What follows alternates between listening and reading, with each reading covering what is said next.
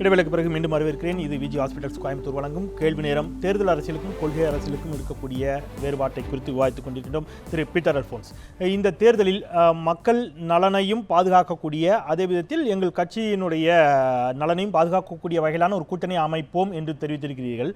இதில் ஊழல் அப்படிங்கிறது ஒரு பிரதான பிரச்சனையாக முன்வைக்கப்பட்டால் தமிழகம்தான் தற்போது ஊழலில் முதலிடத்தில் இருக்கிறது அப்படிங்கிற தேசிய பொருளாதார நிறுவனத்தினுடைய ஆய்வறிக்கை தேர்தலில் எதிரொலிப்பதற்கான வாய்ப்பு இருக்கிறது அப்படின்னு நம்புறீங்களா? அஇஅதிமுகவோடு ஒருவேளை ஒரு யூகத்தின் அடிப்படையிலான கேள்வி தான், அஇஅதிமுகவோடு ஒருவேளை தமாக கூட்டணி சேருவதற்கான வாய்ப்பு இருந்தால், ஏன்னா பாஜகவோடு நிச்சயமாக சேர மாட்டீங்க, காங்கிரஸ் இருப்பதால் திமுக பக்கம் நீங்கள் போக மாட்டேன்னு சொல்லிட்டீங்கன்னா மீதி இருக்கக்கூடிய வாய்ப்பு அப்படிங்கிறது மக்கள் நல கூட்டணியாகவும் அஇஅதிமுக மட்டுமே இருக்கக்கூடிய நிலையில் அஇஅதிமுகவிற்கு சென்றால் அது உங்களுடைய வெற்றியை பாதிக்கும்னு நினைக்கிறீங்களா?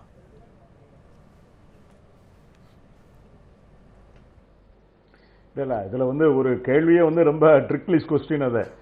அதாவது நாங்கள் யாருடன் கூட்டணி என்பதை ஒரு அதிகாரபூர்வமாக முடிவெடுத்து எங்கள் தலைவர் அறிவிக்கின்ற வரை நீங்கள் சொல்வதை யூகத்துக்கு நான் அந்த கேள்விக்கு பதில் சொன்னால் அந்த யூகத்தை நான் ஏற்றுக்கொள்வதை போன்ற ஒரு தோற்றம் வந்துவிடக்கூடாது என்பதிலே நான் சற்று கவனமாக இருக்க நினைக்கிறேன். ஆனால் ஒன்று, அதாவது ஒரு முக்கியமான விஷயத்தை நீங்க பார்க்கணும். நாங்கள் வைக்க போகிற ஒரு அரசியல் கூட்டணி என்பது கடந்த காலத்திற்காக அல்ல, எதிர்காலத்திற்காகத்தான்.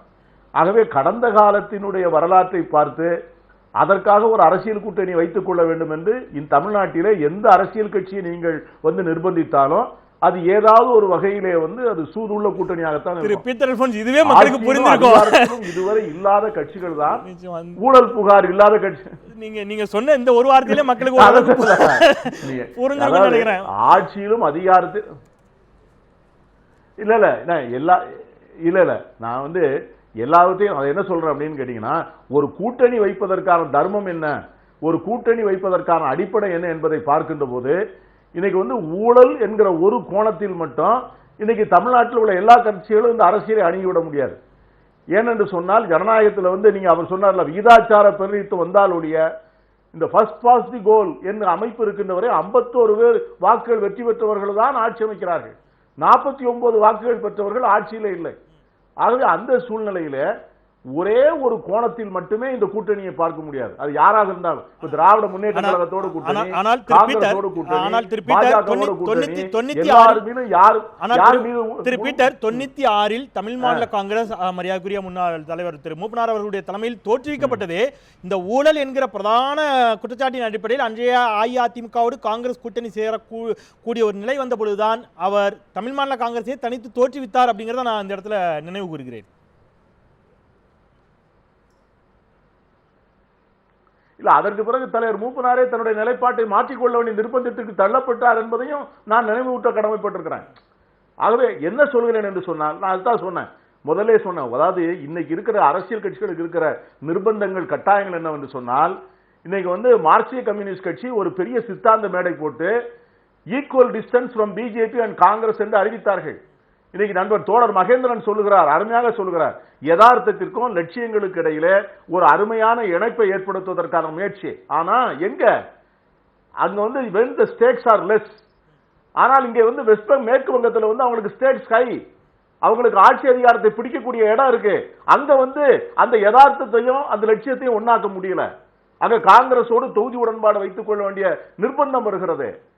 இந்த நிர்பந்தம் எல்லா கட்சிகளுக்கும் இருக்கிறது. அதைத்தான் நான் சொல்லுகிறேன். ஆகவேதான் மக்கள் நீங்க ஒரு கேள்வி கேட்டீங்க, யதார்த்த அரசியலை எடுத்துக்கொள்வார்களா இல்லை லட்சிய அரசியலை எடுத்துக்கொள்வார்களா என்று கேட்டீர்கள். அந்த அரசியல் கடை வீதிகளிலே லட்சிய அரசியலை வைத்திருக்கிற கடைகளே இல்லை என்று சொல்லுகின்ற போது வாக்காளர்களுக்கு என்ன கதி? Choosing the lesser evil.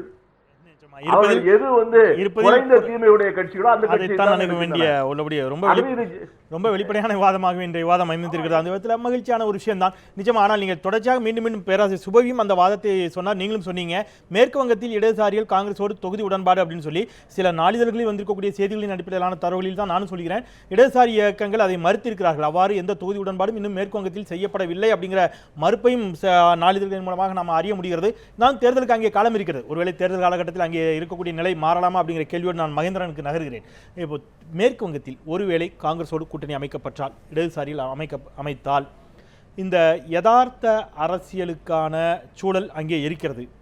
இங்கே கொள்கை சார்ந்த அரசியலை முன்னெடுப்பதற்கான சூழல் வந்திருக்கிறது. அதனால நாங்கள் யதார்த்த அரசியலை கைவிட்டு கொள்கை சார்ந்த அரசியலை கையில் எடுத்திருக்கிறோம். அங்கே இன்னும் அந்த மாதிரியான ஒரு சூழல் கனியவில்லை அப்படின்னு எடுத்துக்கலாமா? மேற்கு வங்காளத்தை பற்றி இன்னும் எந்த முடிவும் வரல.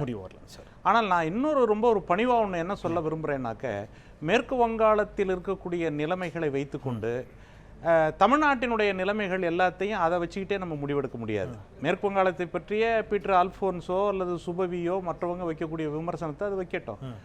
ஆனால் தமிழ்நாட்டில் இருக்கக்கூடிய ரியாலிட்டி என்ன அப்படின்னாக்க, பல வருடங்களாக தொடர்ந்து ஒரே மாதிரியிலான திமுக அதிமுக இது ரெண்டும் மாறி மாறி வருகிற போது அது கட்சி தலைவர்கள் அல்லது குடும்பம் சார்ந்த ஒன்று என்ற அளவிற்கு அது விவாதங்கள் எல்லாம் நெருங்கி போகிற போது இந்த ஜனநாயகத்தை ஜனநாயகப்படுத்துவதற்கு ஒரு ஒரு ஒரு மாற்று ஒன்று தேவைப்படுகிறது. அதுக்கு ஒரு கொள்கை ஒன்று தேவைப்படுகிறது. அந்த கொள்கையை மையமாக வைத்து உருவாக்க வேண்டும் என்று நாங்கள் குறிப்பிடுகிறோம். இன்னும் மேற்கு வங்காளத்தில் எந்த முடிவும் எடுக்கப்படவில்லை. ஆனால் என்ன முடிவு எடுக்கப்படும் என்பதை பற்றியும் நான் இங்கே பேசுவதற்கான ஒரு சூழல் இல்லை. ஆனால் நான் இங்கே என்ன சொல்றேன்னாக்க, மேற்கு வங்காளத்தை விஷயங்களை முதன்மைப்படுத்தி தமிழ்நாட்டில் விவாதிக்க வேண்டிய விஷயங்களை புறக்கணித்து விடக்கூடாது என்பதுதான் என்னுடைய கருத்து. நாம் அந்த இதற்குள்ளே இதை விவாதிக்க வேண்டாம், புறக்கணிக்காமல் இருக்கணுங்கிறீங்க திரு வேல்முருகன். இந்த ஊழல் அப்படிங்கிறது பிரதானமாக தேர்தல் அரசியலில் எதிரொலிப்பதற்கான வாய்ப்புகள் இருப்பதாக நினைக்கிறீங்களா? ஒன்று. இன்னொன்று, திராவிட முன்னேற்ற கழகம் உள்ளிட்ட மக்கள் நல கூட்டணி உள்ளிட்டவர்கள் அஇஅதிமுகவின் மீது மிக வீரியமான எதிர்த்தாக்குதலை தொடங்கியதே இந்த மழை வெள்ள பிரச்சனைகளுக்கு பிறகுதான்.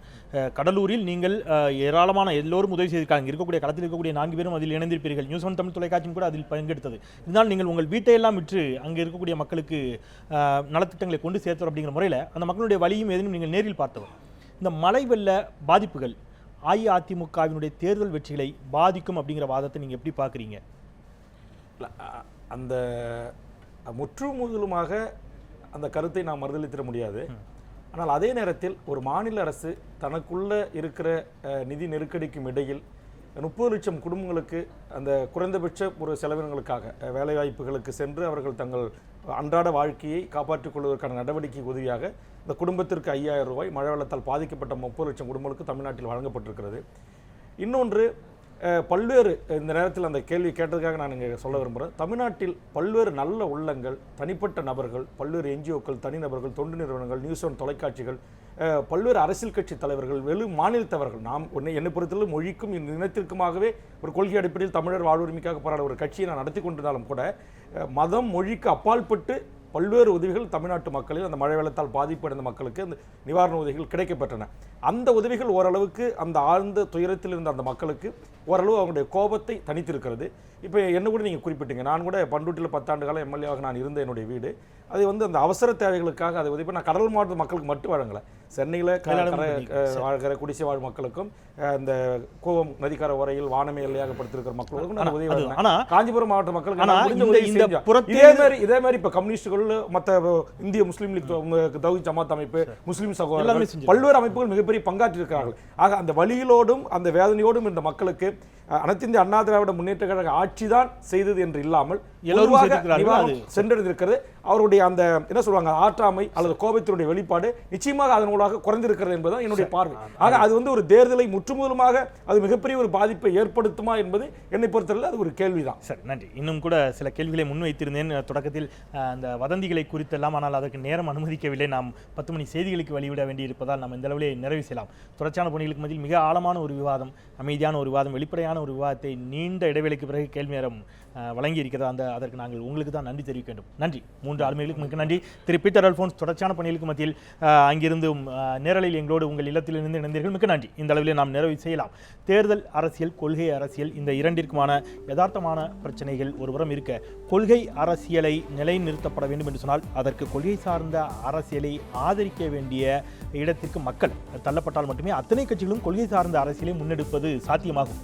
யதார்த்த அரசியலுக்கு மக்கள் தங்களை பலியாக்கி கொண்டே இருந்தார்கள் என்று சொன்னால் அரசியல் கட்சிகள் கொள்கை சார்ந்த அரசியலை முன்னெடுப்பது மிகவும் சிரமமான ஒன்று. கொள்கை சார்ந்த அரசியலா, யதார்த்த அரசியலா, தீர்வு மக்கள் கையில். நன்றி. நிறைவு செய்கின்றேன். மறந்து கொண்டே இருப்பது மக்களின் இயல்பதை மீண்டும் மீண்டும் நினைவுபடுத்திக் கொண்டே இருப்பது எனது. அந்த வகையில் நாளை பாஜகவினுடைய மூத்த தலைவர் திரு இலகணேசன் அவர்களுடனான சிறப்பு கேள்வி நேரத்தில் உங்களை சந்திக்கின்றேன். நான் செந்தில். இது கேள்வி நேரம். நன்றி.